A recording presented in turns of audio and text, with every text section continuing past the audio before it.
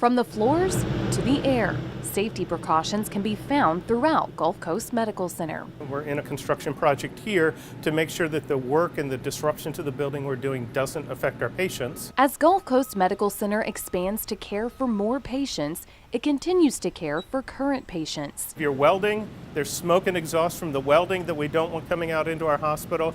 If you're painting, there's smells from the paint, the oil-based paint, and we don't want those smells coming through. So special equipment is brought in to filter the air away from patient care. That's a HEPA-filtered vacuum, and that vacuum would be used if workers need to clean themselves off, or if we were to get some dirt or debris tracked outside, we would use HEPA-filtered vacuums to clean up rather than regular vacuums, because again, we want to catch those very small particles that could be infectious. And to make sure patients don't feel like they're in a construction zone, workers use quieter tools. There are some tools that would be faster, cheaper, but they're very loud. We have them buy equipment that is intentionally less loud. With temporary walls, doors, tape, and air filters, Lee Health uses multiple barriers to ensure patients are not affected by the construction. We can't do the renovation without opening ceilings, opening walls, and at times cutting into the ground.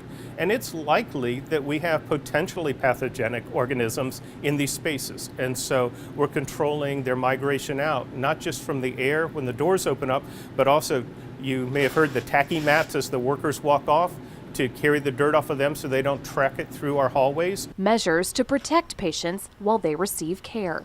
For Lee Health, I'm Lindsay Morton.